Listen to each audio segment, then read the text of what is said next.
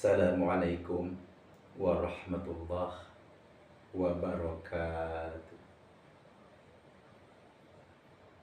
Kutub Kutub Rabbani wal arifin samadani, Sayyid Syekh Muhyiddin Abdul Qadir Jailani. Kutub Rabbani wal arifin samadani, Sayyid Syekh Muhyiddin Abdul Qadir Jailani. Allahumma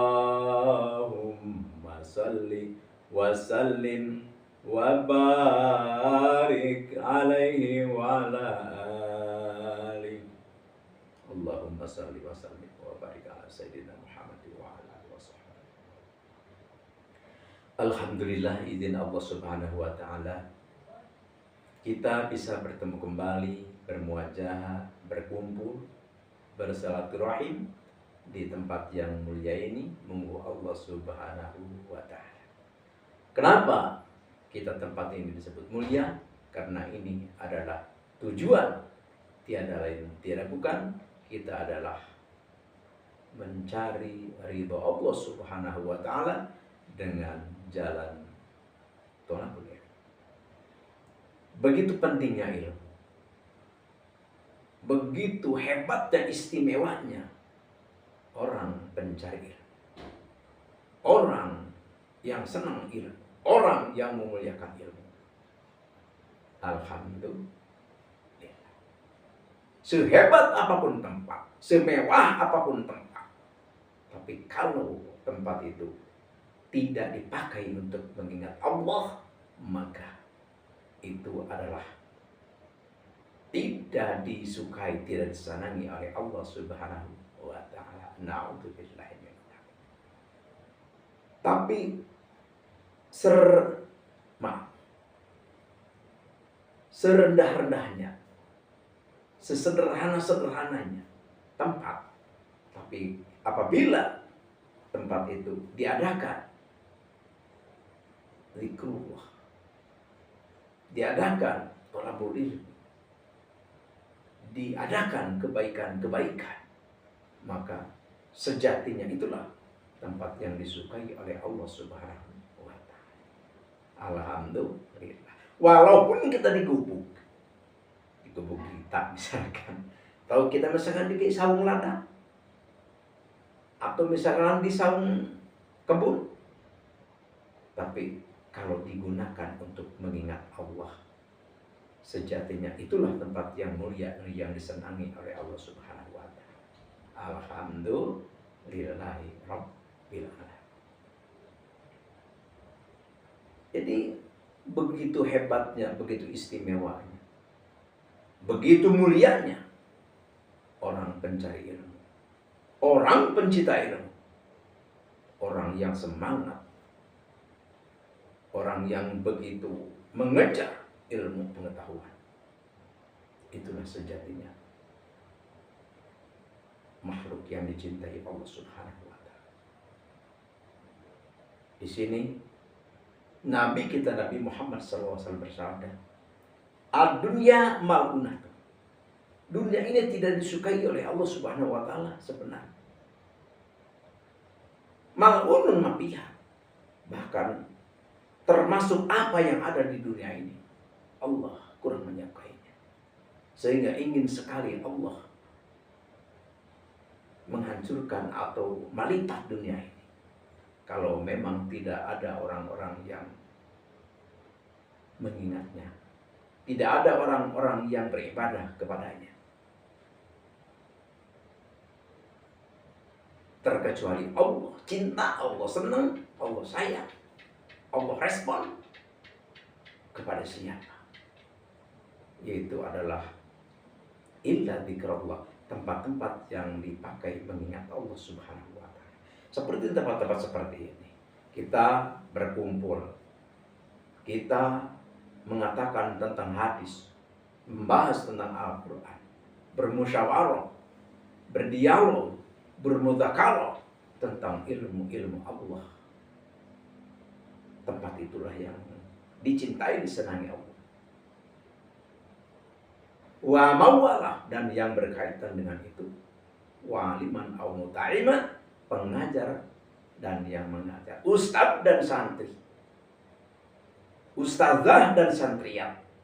Itulah yang dicintai oleh Allah Subhanahu wa ta'ala. Walaupun gedung berbintang, semewah apapun, tapi kalau di dalamnya tidak dipakai untuk mengingat Allah, maka Allah tidak meridhoinya.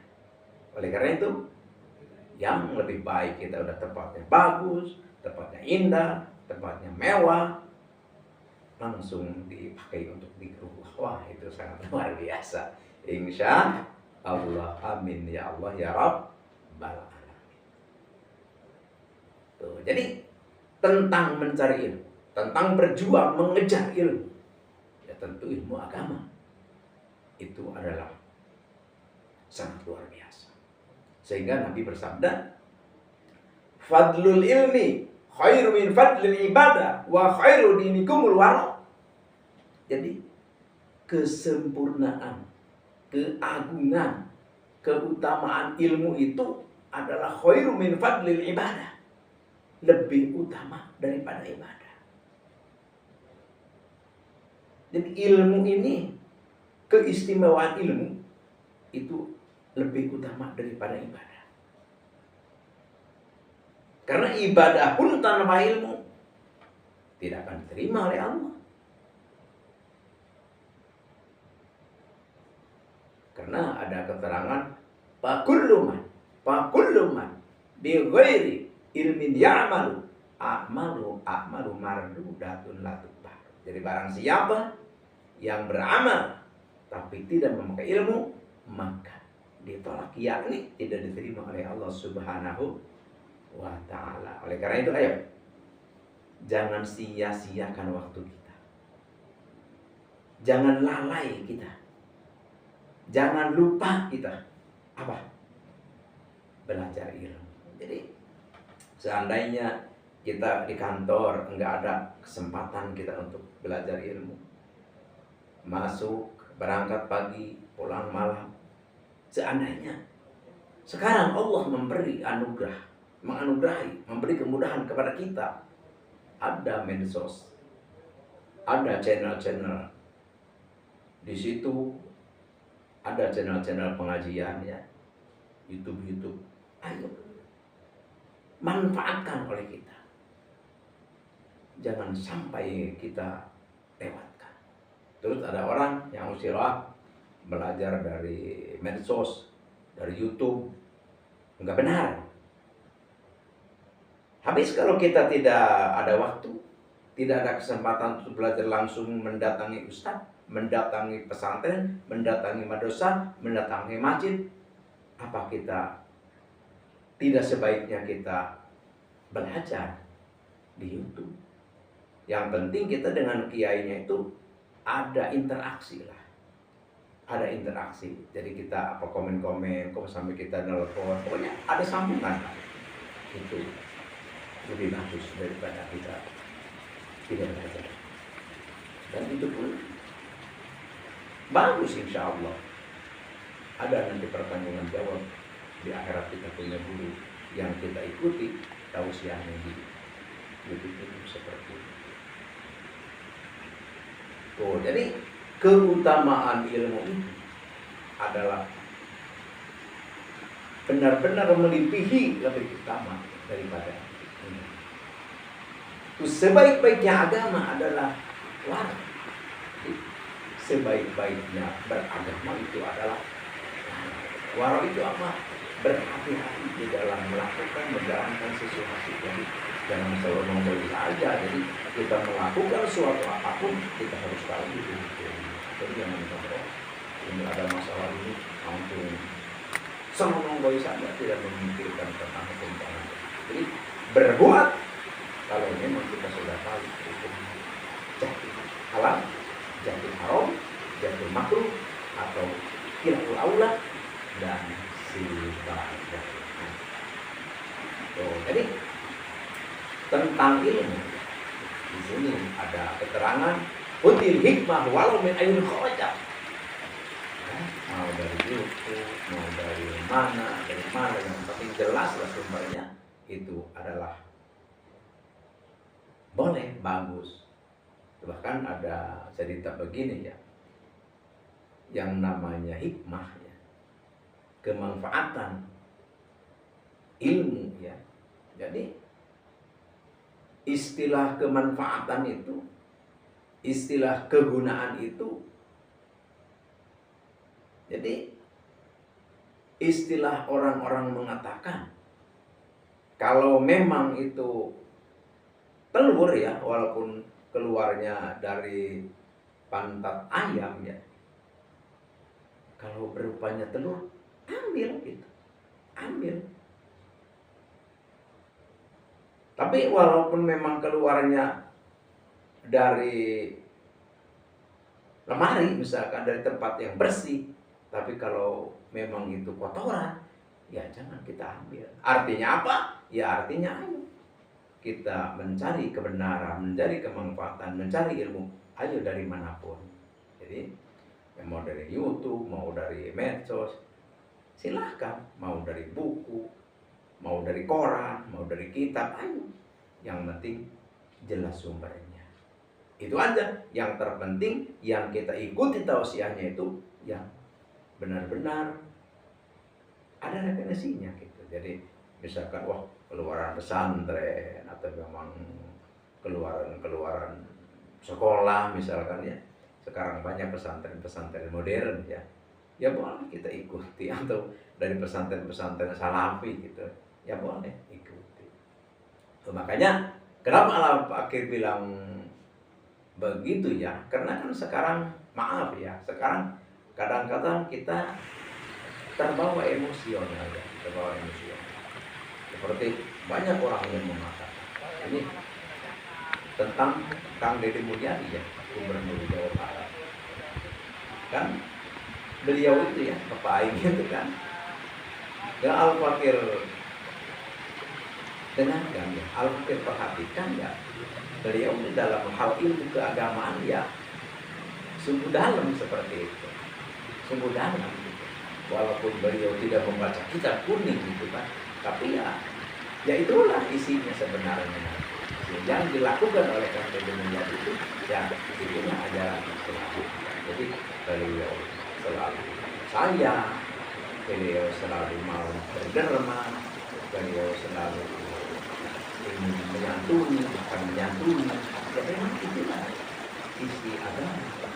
Kadang-kadang beliau juga suka berbicara tentang keagamaan, tentang tauhid, tentang tarekat, tentang hakikat, ma'rifat ya. Itu sungguh luar biasa.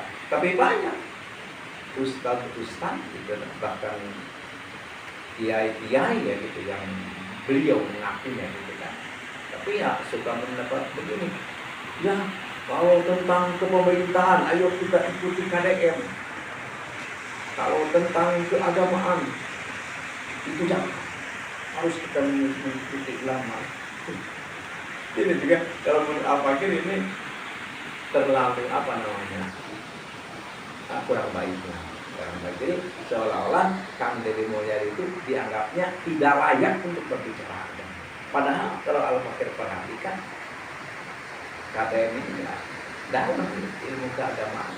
Jadi bahkan dibanding dengan orang yang melarang mendengarkan Kang Deddy Mulyadi berbicara tentang agama, kalau Al-Fakir hayati ya mungkin tentang pemahaman agama itu lebih dalam dari Kang Deddy Mulyadi. Jadi Al-Fakir suka nyimak ya kalau beliau berbicara tentang ma'rifat, tarekat itu ya seperti itu ajaran agama. Jadi artinya apa?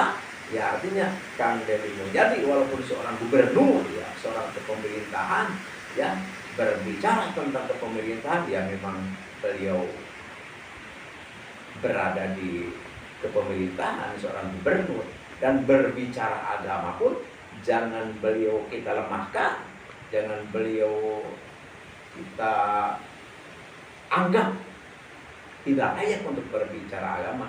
Jangan, berarti kalau begitu kita udah salah jalan. Jadi kita menganggap, meremehkan, melemahkan bahwa Kang Deddy Mulyadi itu seolah tidak layak dan tidak mengerti tentang agama.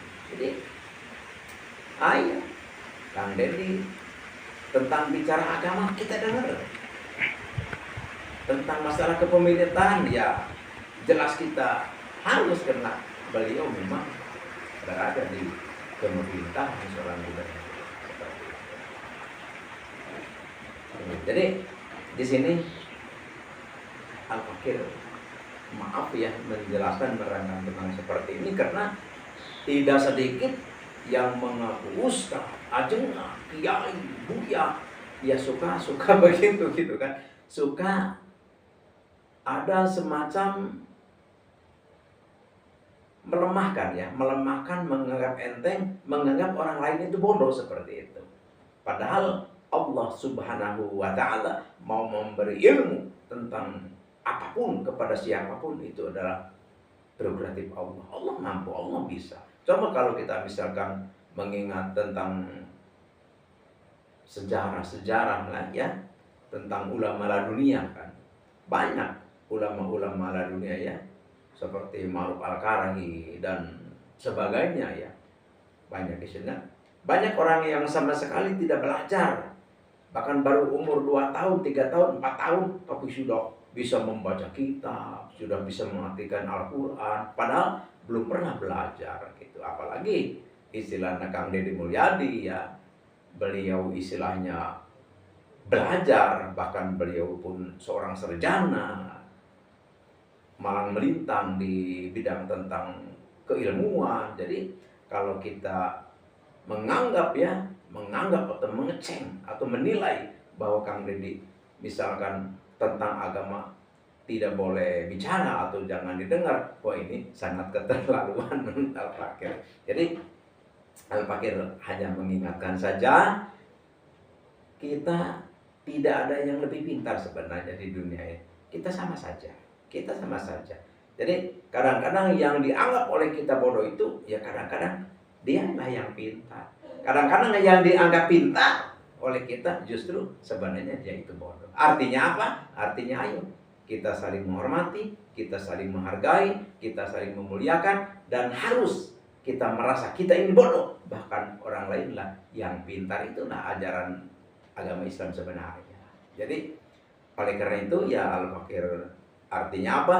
Artinya ayo kita bersatu menyatu, saling menghormati, saling memuliakan, saling merangkul di antara kita. Jadi insya Allah, karena ini adalah inti ajaran, lubi ajaran daripada agama kita. Jadi kalau kita misalkan walaupun kita pesantren di luar negeri, di Madinah, di Mekah misalkan, di Maroko, dimanapun lah di seputar dunia ini, tapi kalau kita belum bisa memuliakan orang lain, kita belum bisa menghormati orang lain, ya apa artinya? Gak usah Al-Fakir mengeluarkan hadis, dah pasti kita semua sudah tahu hadisnya. Jadi kita sesama kita, jangankan kita satu agama, beda agama pun kita tetap harus saling memuliakan, saling menghormati, saling menghargai di antara kita sesama manusia. Insya Allah, amin ya Allah ya Rabbal alamin. Di sini Al-Fakir mau mengijazahkan Bismillah ya. Bismillahirrahmanirrahim, kedahsyatannya buat meluluhkan hati yang keras. Maksudnya apa? Maksudnya nih, ada orang sangat keras nih, sangat keras, sombong, galak, benci kepada kita.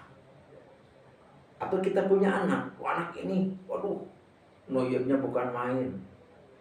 Anak ini bengalnya bukan main. Di sekolah tawuran, enggak tawuran, main perempuan, enggak main perempuan, ya pokoknya bangor saja, keras, dinasihati enggak masuk.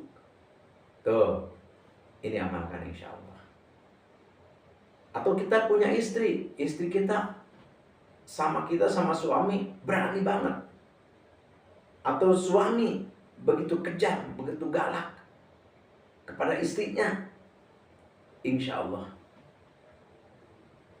Bismillahirrahmanirrahim ini kalau kita amalkan dengan prosedur ya, kaifiat nanti yang Al-Fakir katakan, insya Allah laki-laki yang galak, suami yang galak, suami yang kasar akan lembut, akan sayang kepada kita.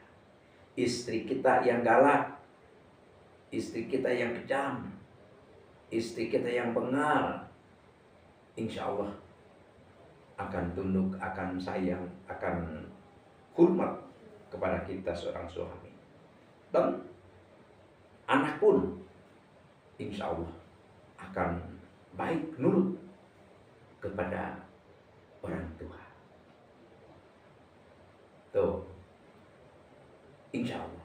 Tapi sebelum Al-Fakir mengijazahkan, sekali lagi yang belum subscribe, subscribe dulu ya. Karena subscribe dan like ya, like juga itu penting, dan share penting, komen juga penting. Kenapa? Karena kalau kita misalkan kurang jelas, kita bertanya atau kita punya keluhan, berdoalah kita di kolom komentar. Insya Allah doa kita, keluhan kita yang berada di kolom komentar, insya Allah akan diaminkan. Akan diantara kita juga yang ngasih jalan, solusi, dan Al-Fakir insya Allah bersama jamaah akan ikut mendoakannya di malam tawasul di malam Selasa. Insya Allah, amin ya Allah ya Rabbal Alamin. Jadi kalau misalkan banyak saudara kita yang mendoakan, di majelis taklim mendoakan, insya Allah tujuan kita, keluhan kita, keinginan kita akan diwujudkan oleh Allah Subhanahu wa Ta'ala. Insya Allah, amin ya Allah ya Rabbal Alamin. Terus seperti apa? Kita langsung saja ke acara inti. Kalau kita punya permasalahan seperti tadi ya, maka baca Bismillahirrahmanirrahim 786. Kita sediain air 1 gelas. Kita ambil air 1 gelas, kita simpan di depan kita, langsung kita baca Bismillahirrahmanirrahim 876.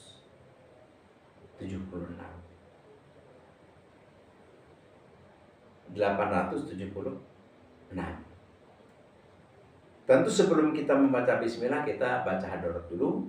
Hadaratnya seperti ini. A'udzubillahi minasyaitonirrajim. Bismillahirrahmanirrahim. Ila hadratin nabiyina nabil mustafa sayyidina habibina wa syafi'ina maulana Muhammadin sallallahu alaihi wasallam. Al-Fatihah. Wa ila hadrati sultanil awliya Syekh Abdul Qadir Al-Jilani qaddasallahu sirrah. Al-Fatihah.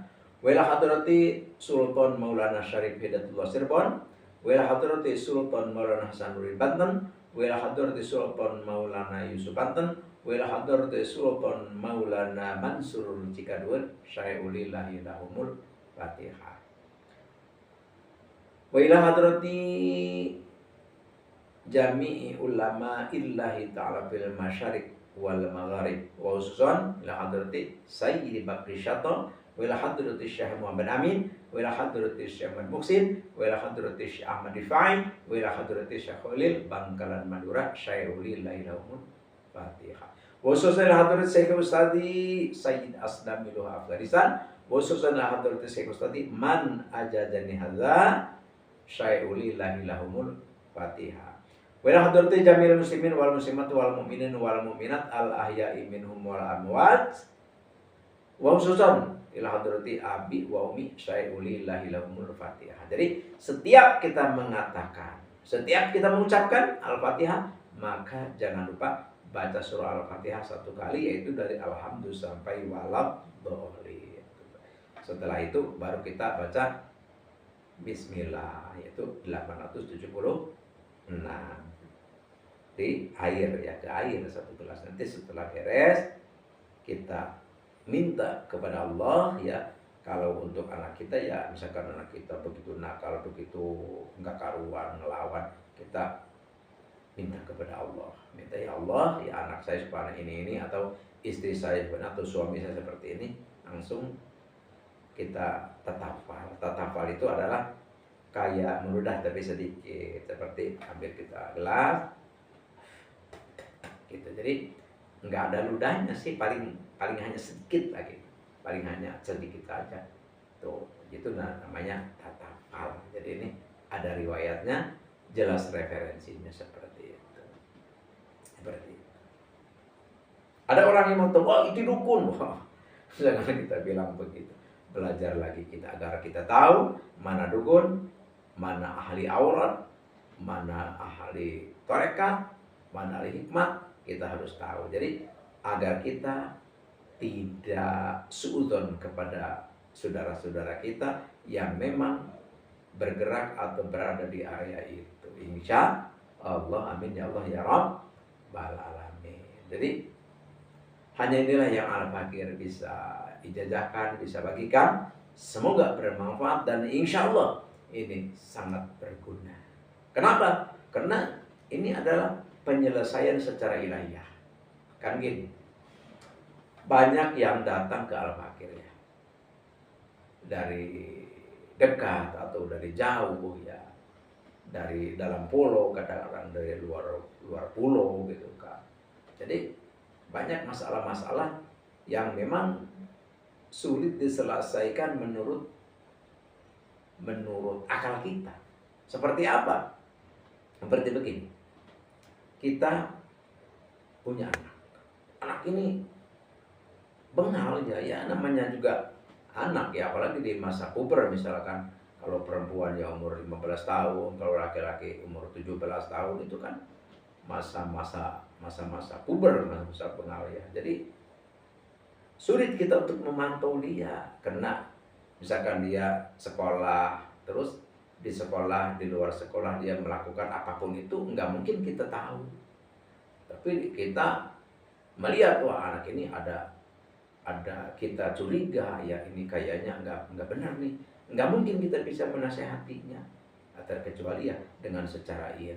Banyak kan masih SMP kelas 1 udah mengadakan hubungan intim dengan temannya, bahkan baru SMP kelas 1 udah hamil gitu kan. Dan tidak sedikit, banyak itu kan di daerah Al-Fakir juga banyak terjadi seperti itu. Ini kan daripada pergaulan bebas, kita tidak bisa memantau ya, namanya juga manusia ya, beda dengan ayam, dengan kambing. Bisa kita dicangcang ya, bisa kita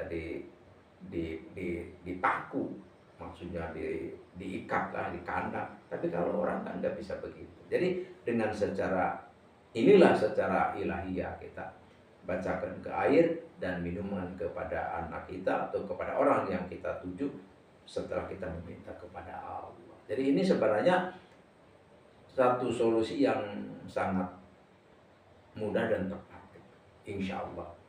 Dengan cara seperti ini, keluhan yang begitu kita sulit untuk memikirkannya, menyelesaikannya, bagi Allah sangat mudah. Insya Allah, amin ya Allah ya Rabbal alamin. Jadi ini Al-Fakir ijazahkan kepada siapapun yang menemukan ya, yang menemukan video ini, Al-Fakir ijazahkan, silahkan amalkan. Al-Fakir lillahi ta'ala. Mungkin hanya inilah yang Al-Fakir bisa bagikan. Semoga bermanfaat, terutama bagi Al-Fakir sendiri dan umumnya bagi kita semua.